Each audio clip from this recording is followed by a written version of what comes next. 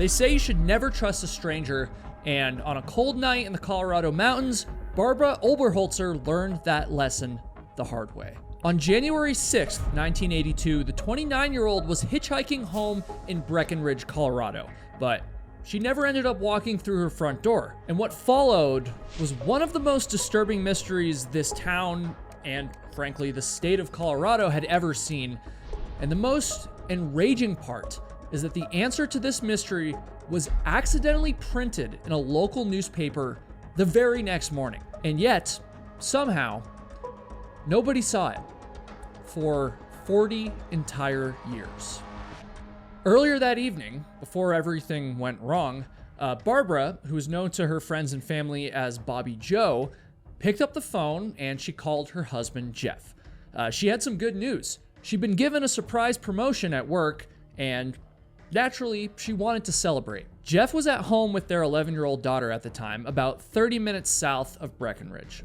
And naturally, as a husband, he offered to go and pick his wife up and drive her home, but Bobbie Jo brushed this off. She told him not to worry, that she would just hitch a ride home, like she had done so many times before. Now, I know that we've talked a lot in this channel about the dangers of hitchhiking. I mean, I've done it myself, I'm not gonna lie. But you need to remember, back then, in the early 80s, in a close-knit ski town like Breckenridge, hitchhiking wasn't unusual at all. Bobbie Jo did it all the time. Most people did. Neighbors, coworkers, and even strangers all seemed like they were part of the same community, and it was almost guaranteed that someone familiar would stop to pick you up. But this night wasn't like any other night. And I say that because outside, a brutal winter storm was tearing through the mountains. The wind hollowed, the snow piled up, and the roads were slick and treacherous. I hate driving in the snow. This sounds like a nightmare. And storms like that don't just swallow trails and roads. They can sometimes swallow evidence. They can bury secrets that might not resurface for hours, days, or even decades. Now, back at home, Jeff sat in the family room, his eyes kind of looking towards the door every few minutes, waiting for Bobbie Jo to come walking in. Jeff waited and waited and waited. The house was quiet, just the sound of the storm pressing against the windows, while the clock hands crept forward. Eventually, exhaustion overtook Jeff, and he drifted into a light sleep on the couch. But then, sometime after midnight, he kind of startled awake, and he rubbed his eyes, he glanced at the clock, and immediately felt this sinking feeling inside of his chest. Midnight had come and gone, and his wife, Bobbie Jo, still wasn't home. A flicker of panic tried to claw its way in, but Jeff kind of pushed this back down inside of himself. He trusted his wife after all. She was reliable, she was responsible, and she was celebrating after all. Maybe she just lost track of time. Jeff told himself that Bobbie Jo would be walking through that front door any minute now. And so with that, Jeff went back to bed, pulling the covers up and trying to force himself to sleep, telling himself that his wife would wake him up when she finally got home. But what he didn't know was that the storm outside wasn't just hiding wind and snow drifts. It was hiding something much, much darker. When the early morning light of January 7th, the following morning, spilled into the bedroom, Jeff woke up with a jolt. For a split second, as the sun crept through the blinds, he let himself believe that Bobbie Jo was curled up in bed beside him. But when he turned over, the other side of the bed was cold. And that pit in Jeff's stomach, the one that he'd tried to ignore the night before, was now impossible to push away. He got up quickly, his heart racing, and he began searching the house frantically. Like first the living room, which was empty, but maybe she was in the bathroom, right? And so he rushed down the hall, threw open the door, but there was no steam, there was no sounds of a shower or running water, there was no sign of his wife. And so his mind scrambled for explanations. Maybe she'd gotten home late, decided to make coffee. Maybe she was just sitting at the kitchen table. And so he hurried into the kitchen, half expecting the familiar smell of a fresh pot of coffee brewing.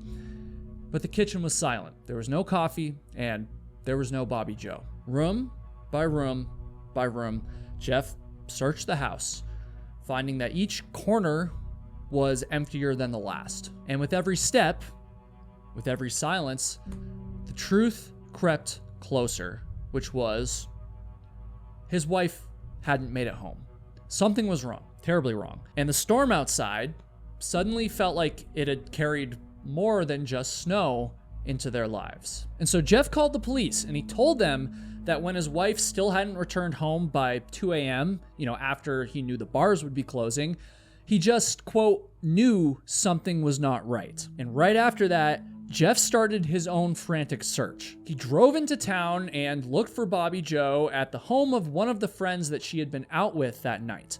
And he learned that Bobbie Jo had done exactly what she told him she was going to do. She left the bar early, around 7:50 p.m., and her friends assumed that she had hitched a ride home and that she had gotten there safe and sound. But at this point, she'd been gone for hours, and everyone involved was just starting to get extremely worried because that night saw temperatures drop to nearly -20 Fahrenheit, and the mountains had been bombarded with a winter storm. If Bobbie Jo was still out there, one could only hope that she had found some kind of shelter and some warmth. And to make matters even worse, they knew that she was out celebrating that night, and there was even a chance that she could have drunkenly fallen in the snow and wasn't even able to fully help herself. And those were just the fears if she was missing by accident. They hadn't even begun to wonder if something much darker had happened. Jeff spent the entire day searching, but he was exhausted and he eventually had to just go home and wait things out, which must have been so painful. And while he was home, his telephone started to ring. And so he walked over to the phone slowly. One part of him was excited because maybe it was his wife on the other line, and another part of him didn't want to pick the phone up in case there was awful news waiting for him. But folks, this call would end up taking a turn that nobody, even Jeff, could have possibly seen coming. And before I tell you what the voice on the other end said, I just want to lighten the mood for a second. I mean, this has already been incredibly heavy and it's only gonna get worse. And so let's all just take a chill pill here for a second while I tell you about Drink Element. Element is the sponsor of this video, and they're basically the sponsor of my body at this point. Is that weird? Should we cut that? That sounded really creepy. Here's what I mean, okay? I sweat a lot. I'm a pretty active guy. I like to go to the gym. I like to hike a lot, obviously backpack, ski. And I've noticed over the years that when I sweat and I don't replace my electrolytes, I get muscle cramps, I get fatigue. I just feel terrible. Have you experienced this? You probably have. And the thing is, none of those bad things have been happening to me since I started drinking Element's electrolytes after I sweat. I've introduced Element to so many of my friends and family, and they all absolutely love it. They're always asking me if I have extra that I can send to them, which I'm like, no, I want to keep it for myself. And the reason that I say that is because I think you are really going to like it too. And you're also going to get an amazing offer to try it right now. Go to drinkelement.com/KyleHatesHiking. That's drinklmnt.com/KyleHatesHiking. And when you make a purchase through that link, which is also at the top of the description, you're going to get a sample pack of 8 additional Element flavors thrown in with your order for no extra cost. So you're going to get to try all of their most popular flavors, and you're also just going to get some free Element thrown in there. I can't stress how amazing of an offer this is. It's very generous on their part, frankly. And so one more time, go to drinklmnt.com/KyleHatesHiking. Make a purchase and get that additional sample pack thrown in with your order. And okay, that was a fun chill pill, but things are about to get really bad in this story, so buckle up. So Jeff gets this phone call and he's hoping that it's his wife on the other end. And in a weird way, if it's not his wife, he's hoping that it at least is going to contain something about what happened to her. Some sort of answer, some sort of closure. But instead of either one of those things, this phone call only contained more mystery. A local farmer from just outside of Breckenridge had found Bobbie Jo's driver's license and a few other items that he figured had been inside of her purse. All of her belongings were just kind of blowing around on his driveway on the side of the highway. Jeff and 2 of his friends drove over to the farmer's house, but as they approached the home, Jeff spotted something out of the corner of his eye. He wasn't sure how he saw it in the snow, but it was as if something pulled his attention to this random blue object. Folks, this was just one of many secrets that the snow and the mountains had hidden from the previous night. And while this particular one was finally revealing itself, many other mysteries would stay buried for much, much longer. Jeff hopped out of the car to investigate, and as he realized what it was he was looking at, chills ran down his spine. And not just because he was in the middle of a snowstorm, because the blue blob in the snow was Bobbie Jo's backpack. The very same one that she had taken with her when she had left for work the last time that Jeff had ever seen her. And close by, he found one of her gloves and some tissues. I mean, this was all so mysterious. Bobbie Jo had seemingly disappeared, and yet here were all of her things in one random place. And things got even worse when Jeff looked a little closer at the glove and the tissues. They were stained in red. And you know where I'm going with this. He realized the truth almost immediately. They were covered in blood. With the help of his friends, Jeff jumped into action and organized an even larger search party through the remote area between Breckenridge and Alma, along the route that Bobbie Jo usually took as she was traveling back and forth to work. He was absolutely determined to find his wife. The cold was biting, the kind that cuts into your lungs with every breath. If you've been to Breckenridge like I have, you know what I'm talking about. And his friends were all trudging through these conditions for hours. And eventually Jeff decided he needed a quick little break. And so he stepped away for just a moment. And while he did this, the rest of the search party finally found something that stopped them cold. They didn't know how they would break the news to their friend Jeff, but they had discovered pure nightmare fuel right there in the snow. On that day, January 7th, about 20 miles from where her backpack and purse had turned up, Jeff's friends had found his wife. And folks, this was not good news at all because, as I'm sure you guessed, she was dead. Bobbie Jo was lying fully clothed in a snowbank off Colorado Highway 9, somewhere between 5 and 10 miles outside of Breckenridge. The spot was near Hoosier Pass, which is a remote mountain summit more than 11,000 feet, or about 3,050 meters above sea level. They were way, way high up, isolated, where no one would be able to hear you scream if something went wrong. Her body was discovered just 400 feet, or about 120 meters, from the summit's peak, lying on her back in the snow. And obviously they called the police immediately, and when they arrived, they began to poke around and investigate even more, and the grim reality started to set in. And that reality was that Bobbie Jo's cause of death was a gunshot wound. Actually, 2 gunshot wounds. She had been shot twice. This was obviously hard for Jeff to process. I mean, as a husband, you obviously feel a great need to protect your wife from harm at all times, but he had to come to terms that there was nothing he could have done to save her from this fate. He felt just incredibly helpless, and essentially, his wife had been hunted. Nearby the scene, investigators found a strange keychain with a hook on it, and they also found a single orange sock. This random sock originally didn't really seem like much of a clue, but it stood out against the white snow, and so investigators made note of it and they collected it for evidence. Bobbie Jo's body had clearly been there for some time. It was frozen solid from the brutal exposure, and there were 2 zip ties wrapped tightly around her left wrist.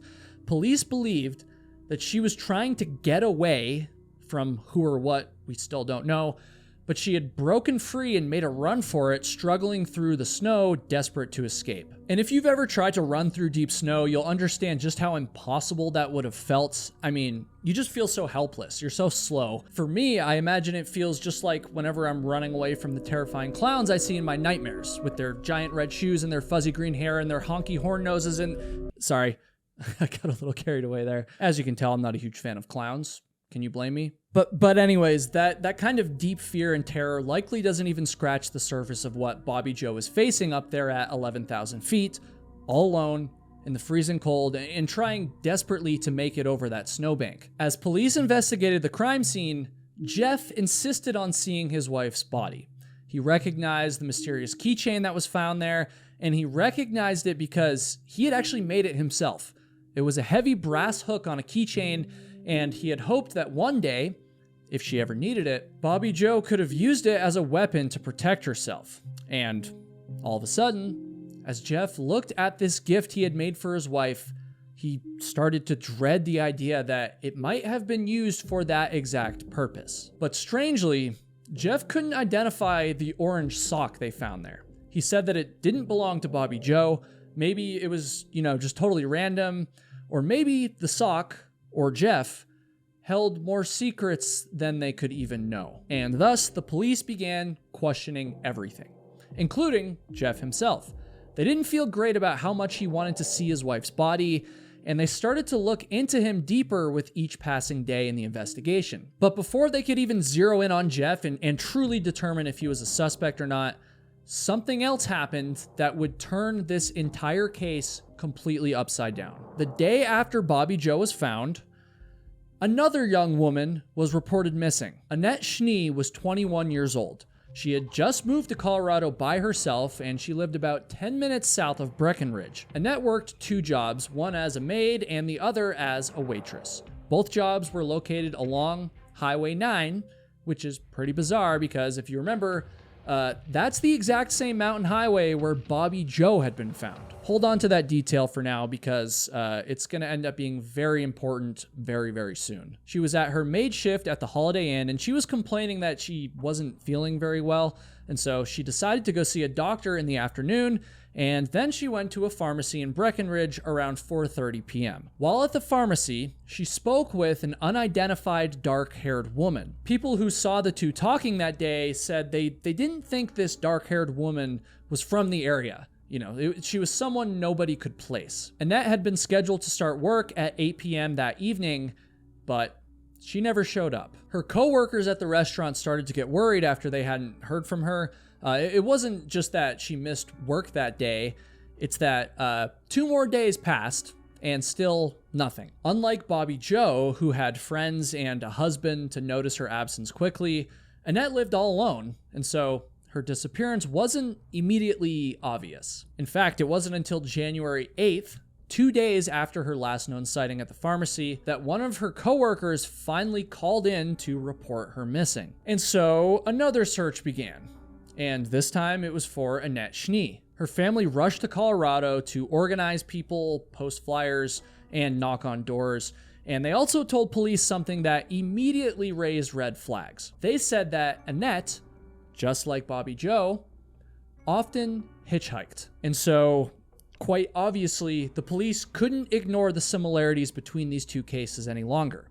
2 young women both disappeared the same day, and both of them were known to hitchhike, and both of them were last seen along the same stretch of highway. The police were absolutely convinced that these 2 cases had to be connected. And so they went back to someone who they'd already talked to.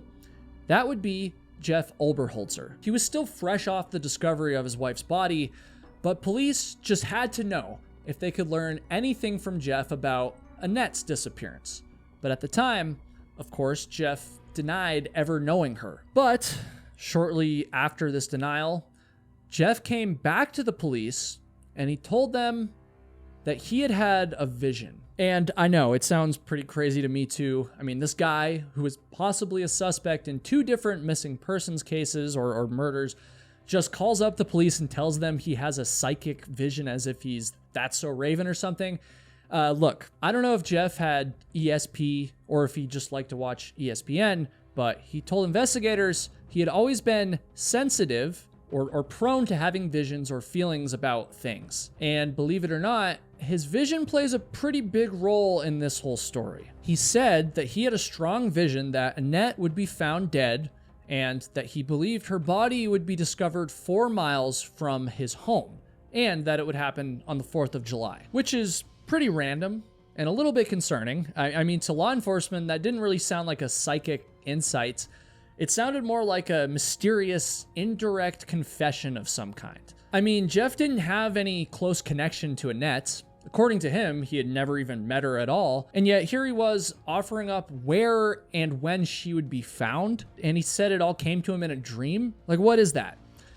Jeff insisted that he said he was just trying to help. But as you could probably guess, the suspicion surrounding him really started to grow after this revelation. Months passed in the search for Annette, and heartbreakingly, the case would end up going cold, and her family was left with just so many questions, right? But then, on July 3rd, nearly 6 months to the day after she vanished, a young boy was fishing near Sacramento Creek, close to the town of Fairplay, Colorado, which was only 6 miles away from Jeff's house. The boy cast his line into the creek when all of a sudden he spotted something strange along the water's edge. Now, at first he thought it was a mannequin. Like, it looked like this discarded plastic, lifeless something. And so he took a couple steps closer and he realized that it smelled. And it certainly didn't smell like a mannequin. Folks, this boy stumbled across the remains of Annette Schnee. I'm going to get a little deep for a second, but looking at her body lying all alone in the snow, it was hard not to kind of see it as a metaphor for her life at the time.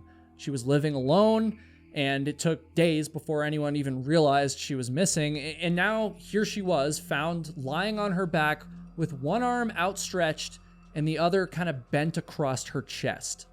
And again, she was all alone. One of her boots was off and it was laying nearby. Now, this boy that found her didn't stand there and look at her for very long, but something still caught his eye before he looked away. And that was a single orange sock. That's right. Another orange sock. And it was the matching sock to the one found at the scene of Bobbie Joe's murder. Now, personally, I know that I'm always pretty stoked whenever I reunite my mismatched socks after losing them in the wash for months, but something tells me that investigators were anything but stoked when they brought these two socks together, because it obviously made them believe that something very dark had pulled them apart. And that sock was not the only mysterious piece of evidence found on Annette's body. They looked in her jacket pocket and they discovered a business card with a very familiar name, and that name was Jeff Oberholtzer. So it turns out that Jeff had actually once picked up Annette while she was hitchhiking, more than 2 months earlier, apparently. According to Jeff, he had even given her one of his business cards since he was a repairman and had just printed a stack of new cards, and so he was basically just handing them out like candy. And for what it's worth, Jeff did actually contact authorities before they found Annette's body and told them that he actually did remember picking her up after looking at some of the photos of her more, but when they combined his business card with the crazy vision that he had that was only off by just one single day and a few miles, plus the added insanity that his wife went missing on the same day, this man who had desperately searched for the love of his life was now squarely under the microscope. Police believe that Annette was possibly SA'd, you know what I'm saying? But the cold water had washed away any DNA evidence that might have been left behind over the course of the 6 months. She had been shot in the back, and there were marks on her wrists showing that she had been tied up with zip ties, just like Bobbie Joe. The idea that these two murders were connected had basically become impossible to deny at this point, right? Over the next 8 years, investigators worked tirelessly, but were having almost zero success in solving either one of these cases. By the early 90s, both cases had basically just gone completely cold, right? Jeff had never been charged with anything, but of course, everyone's suspicion still hung over his head. As the years dragged on, investigators basically resorted to just hoping and praying, hoping and praying for some sort of miracle. Something that could basically just solve the case for them with the wave of a wand. And maybe that seems kind of crazy, but you gotta keep in mind at this point, they had already exhausted all of the logical and reasonable strategies. So maybe crazy is exactly what they needed. And while this might seem like the end of the story, I promise you it most certainly is not. So just buckle up, because we now have to go all the way back to January 6th, 1982, when all of this started. And folks, part of my language here, but this is where gets crazy. So it's January 6th, 1982, all over again, the night that both women had gone missing. And as we know, the snow was coming down in buckets. The freezing temperatures and howling winds had turned Colorado's Guanilla Pass into a treacherous frozen hell.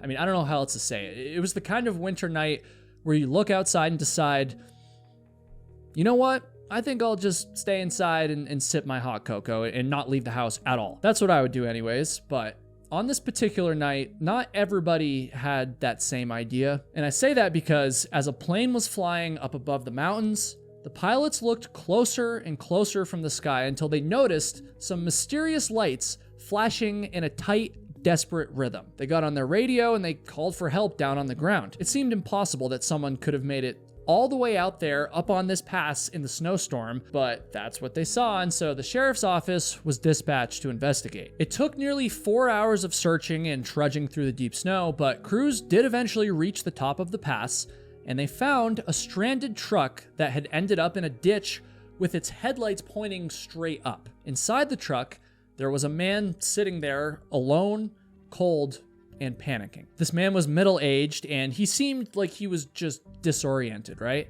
And on top of that, the rescue crews noticed that his face was all gashed and bruised. There was blood all over, and they could see multiple scratches. And that begs the question, had he gotten all of those scratches and scars when he crashed his car into the ditch? The man claimed that he had gotten drunk in a bar and took some back roads home to avoid getting pulled over on the highway. That's why he ended up on this random pass in the middle of the mountains during a snowstorm. And he said that when he got stuck in the ditch, he ended up flickering his headlights, that were pointing straight up, in Morse code, spelling out SOS in hopes that the pilot up in the sky might recognize it. And on the surface, this really seemed like a miracle rescue mission, right? Well, rescue crews had no idea just who exactly they had saved. I mean, they were staring directly into the face of a man named Alan Lee Phillips. Alan was a local man from Clear Creek County, Colorado. He was a minor, a real minor, not underage. And he was also a part-time mechanic who had grown up in Michigan, but had lived in the Colorado area long enough to probably know better than to drive up in the mountains during a storm, even if he was drunk. Now, this part of the story might seem a little random to you. Like, what does this have to do with the murders we spent, most of the story talking about up to this point? And so now we're going to jump back forward in time to 2020, and we're going to connect the dots. So by then, technology had obviously advanced quite a bit, and so investigators were able to use DNA evidence from the blood on the glove and tissue that was found with Bobbie Jo's body, and then they connected it to a public genealogy database. They combed through tons of data and searched file after file, hoping that they'd finally be able to crack this case that had stumped everyone for almost 40 years. And by the time that all of the numbers were crunched, the evidence led them back to one single person. And that person, of course, was Alan Lee Phillips. That's right. The scarred up man that was miraculously rescued in the snow was the culprit the entire time.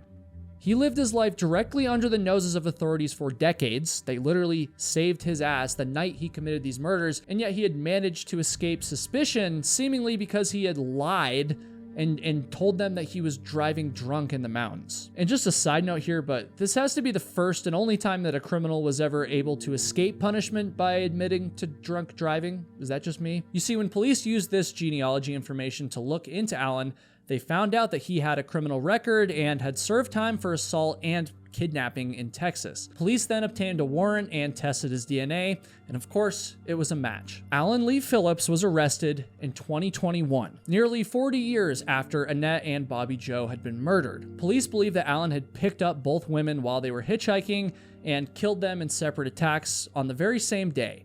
He then zip-tied them, SA'd them, you know what I mean? And then shot them. And as it turns out, the only reason authorities even had Phillips's blood and DNA is because Bobbie Jo fought back with that metal keychain her husband made for her, and she scratched Alan Lee Phillips. And the craziest part of all of this, at least to me, might be the fact that Alan's rescue made the local newspaper. Headlines praised the dramatic mountain rescue, and they were printed right alongside of reports of Bobbie Jo's body being discovered. That kind of coincidence is almost too devastating to believe, right? I swear I'm not making this up. It's almost like the answer to her murder was written on the very same page as the announcement of it, but for 40 years, nobody noticed. And when it comes to Jeff's side of the story, remember him? Can you imagine being the suspect of these murders, including that of your wife, for decades, only to finally be proven innocent? I mean, talk about a weight off your back. Like, at this point in the year 2021, I don't know what would feel like more of a relief, finally being proven innocent, or finally knowing what actually happened to your wife, like who killed her. It's a situation he should have never been put in the first place, but I don't know. One of the men that had rescued Alan Lee Phillips on the night of the murder told reporters, quote, "If I had known then, I probably would have left him freezing to death out there." Alan Lee Phillips was sentenced to 2 life sentences without the possibility of parole. He was sent to Arkansas Valley Correctional Facility in Colorado. But on February 27th, 2023, we got one final crazy twist in this story. Because on that night, in prison, Alan took his own life. May he rest in hell. May Bobbie Jo and Annette rest in peace. And folks, please show these 2 women some love in the comments section below. I always appreciate your kind words towards the victims of these stories. And if you made it this far into the video, please subscribe to the channel. Like, don't think about it. Just do it right now. You watched the entire video. You might as well help us reach our ambitious goal of hitting 1 million subscribers. If you like the wild ride I took you on with this story, maybe you'll like this next video as well. I appreciate all of you so much for watching, and I'll see you in the next one.